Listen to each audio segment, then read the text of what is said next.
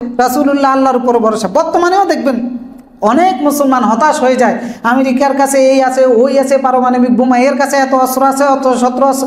আমাদের ইমানদারের কাজ কোনো এইসব হিসাব নিকাশ নয়। ইমানদারের ভরসার জায়গা হচ্ছে আল্লাহ রাব্বুল আলামিন।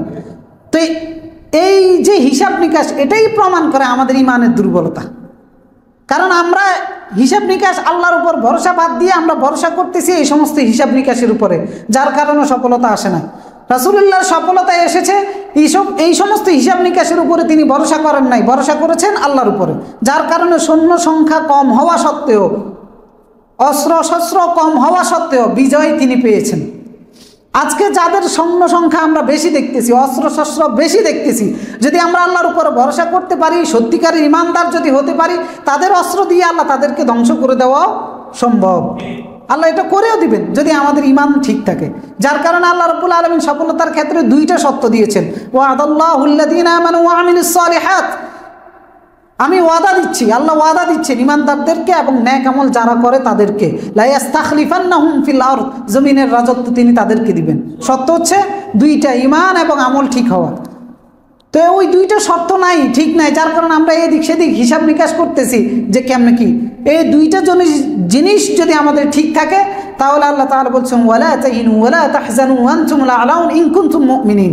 হতাশারও কোনো কারণ নাই, দুশ্চিন্তারও কোনো কারণ নাই, বিজয়ী তোমরা হবা যদি ইমানদার হও। তা আসল জায়গাটাই আমাদের সবচেয়ে বড় দুর্বলতার জায়গা। ভরসা আমাদের আল্লাহর উপরে নাই, ভরসা আমাদের অস্ত্র শস্ত্রের উপরে, ভরসা আমাদের অসৎ কর্মের উপর, ভরসা আমাদের অসৎ পন্থার উপর, যার কারণে কোনো ক্ষেত্রেই ইমানের ভিত্তিতে যে সফলতা আমাদের আসার প্রয়োজন ছিল সেটা আমাদের আসতেছে না। ভরসার ক্ষেত্রে যদি ত্রুটি হয়, আপনি যত শক্তিশালী হন, আল্লাহর উপর ভরসার ক্ষেত্রে যদি ত্রুটি দেখা যায়, তাহলে যত শক্তি আপনার থাকুক না কেন, পরাজয় আপনার জন্য নিশ্চিত। এর জ্বলন্ত উদাহরণ হচ্ছে হুনাইনের যুদ্ধে। হুনাইনের যুদ্ধে কাফেরদের চেয়ে মুসলমানদের সৈন্য সংখ্যা ছিল বেশি, কিন্তু সেখানে তাদের কিছুটা ভরসা তাদের সৈন্য সংখ্যার উপরে এসে গিয়েছিল, যার কারণে যুদ্ধের প্রাথমিক অবস্থায় মুসলমানরা পরাজিত হয়ে গিয়েছে।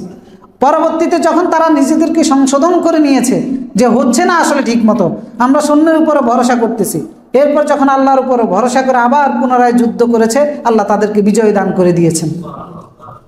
এই জন্য ভরসা, তাওয়াক্কুল এটা ইমানের অন্যতম একটি অংশ।